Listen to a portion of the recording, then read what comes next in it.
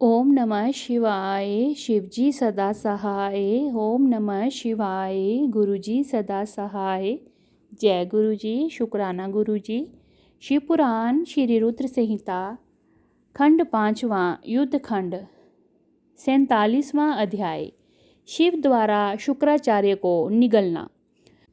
व्यास जी बोले, हे ब्रह्मपुत्र सनत कुमार जी, शिवगणों द्वारा जब शिवजी को ये ज्ञात हुआ कि दैत्य गुरु शुक्राचार्य दैत्यों को पुनः जीवित कर रहे हैं और शिवगण उन्हें बंदी बनाकर लाए हैं, तब क्रोधित होकर शिवजी ने शुक्राचार्य को निगल लिया था। तब आगे क्या हुआ? भगवान शिव के उदर में शुक्राचार्य ने क्या किया? क्या भगवान शिव ने उन्हें भस्म कर दिया या फिर शुक्राचार्य अपने तेज के प्रभाव से शिवजी के उदर से बाहर निकल आए? कृपा कर मुझे ये बताइए। व्यास जी के इन प्रश्नों को सुनकर सनत कुमार जी बोले, हे व्यास जी, भगवान शिव तो इस त्रिलोक के नाथ हैं। वे साक्षात ईश्वर हैं। उनकी आज्ञा के बिना इस संसार में कुछ नहीं होता। उनके कारण ही ये संसार चलता है। भगवान शिव के कारण ही देवताओं की हर युद्ध में जीत होती है। अंधक कोई साधारण दैत्य नहीं था। उसे ये बात ज्ञात थी कि वह त्रिलोकीनाथ भगवान शिव को जीत नहीं सकता। इसीलिए वह अपने दैत्य कुल की रक्षा करने के लिए सर्वप्रथम अपने आराध्य दैत्य गुरु शंकराचार्य के चरणों में गया और अपने गुरु की वंदना करने लगा। तब उन्होंने प्रसन्न होकर उसे आशीर्वाद दिया।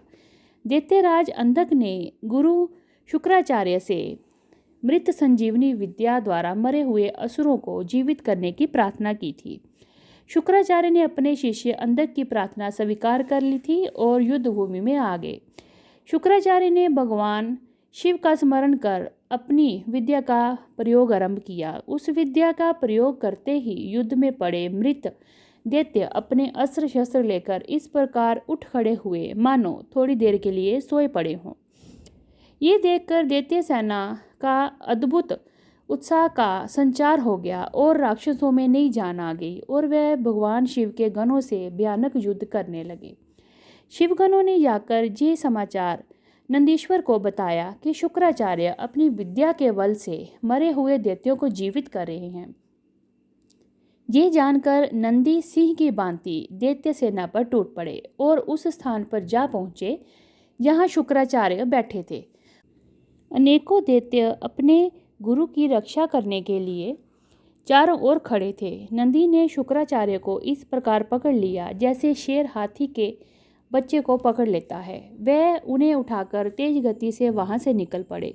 नंदीश्वर को इस प्रकार अपने गुरु को उठाकर ले जाते देख सभी दैत्य उन पर टूट पड़े, परंतु नंदी अपनी वीरता का परिचय देते हुए सबको पछाड़ते हुए आगे बढ़ते रहे। नंदी के मुख से भयानक अग्नि वर्षा हो रही थी, जिसमें दैत्य उनकी ओर नहीं बढ़कर आ रहे थे।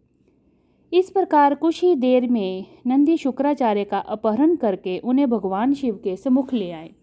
नंदी ने सारी बातें भगवान शिव को कह सुनाई। ये सब सुनकर देवाधिदेव महादेव जी का क्रोध बहुत बढ़ गया और उन्होंने दैत्य गुरु शुक्राचार्य को अपने मुंह में रखकर इस प्रकार निगल लिया जिस प्रकार कोई बालक अपनी पसंदीदा वस्तु को खाने में पल भर में ही सकड़ जाता है। इति श्री 47वां अध्याय समाप्त। 48वां अध्याय शुक्राचार्य की मुक्ति। व्यास जी ने पूछा, हे सनत कुमार जी, शुक्राचार्य को जब भगवान शिव ने निगल लिया फिर क्या हुआ? ये सुनकर सनत कुमार जी बोले, हे महर्षि, भगवान शिव ने क्रोधित होकर जब दैत्यों के गुरु शुक्राचार्य को निगल लिया तब वह शिवजी के उदर में पहुंचकर वहां से वापस निकलने के लिए बहुत चिंतित हो गए और अनेकों प्रकार के प्रयत्न करने लगे। जब वे किसी भी प्रकार से बाहर नहीं निकल पा रहे थे तब उन्होंने भगवान शिव के शरीर के छिद्रों को खोज करनी शुरू कर दी, परंतु सैकड़ों वर्षों तक भी उन्हें कोई ऐसा छिद्र नहीं मिला जिससे वह बाहर आ जाते। इस प्रकार शुक्राचार्य बाहर ना निकल पाने के कारण बहुत दुखी हुए। उन्होंने शिवजी की आराधना करने का निश्चय किया। तब उन्होंने शिव मंत्र का जाप करना प्रारंभ कर दिया। शिव मंत्र का जाप करते करते शुक्राचार्य शिवजी के शुक्राणु द्वारा उनके लिंग मार्ग से बाहर आ गए और हाथ जोड़कर भगवान शिव की स्तुति करने लगे। तब भगवान शिव और देवी पार्वती ने शुक्राचार्य को अपने पुत्र रूप में स्वीकार किया और मुस्कुराने लगे।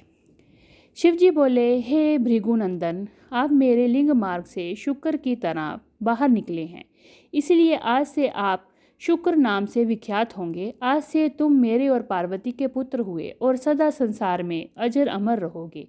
तुम्हें आज से मेरा परम भक्त माना जाएगा। तुम शुक्राचार्य भगवान शिव की स्तुति करते हुए बोले, हे देवादिदेव भगवान शिव, आपके सिर, नेत्र, हाथ, पैर और भुजाएं अनंत हैं। आपकी मूर्तियों की गणना करना सर्वथा असंभव है। आपकी 8 मूर्तियां कही जाती हैं और आप अनंत मूर्ति भी हैं। आप देवताओं तथा दानवों सभी की मनोकामनाओं को पूरा करते हैं। बुरे व्यक्ति का आप ही संहार करने वाले हैं। मैं आपके चरणों में स्तुति करता हूँ। हे प्रभु, आप मुझ पर प्रसन्न हो। दैत्य गुरु शुक्राचार्य की ऐसी स्तुति सुनकर भगवान शिव बहुत प्रसन्न हुए। तत्पश्चात भगवान शिव से आज्ञा लेकर शुक्राचार्य पुनः असुर सेना में चले गए और तब से वह शुक्राचार्य के रूप में विख्यात हुए। इति श्री 48वां अध्याय समाप्त। ओम नमः शिवाय। शिवजी सदा सहाय। ओम नमः शिवाय। गुरुजी सदा सहाय। जय गुरुजी। शुक्राना गुरुजी।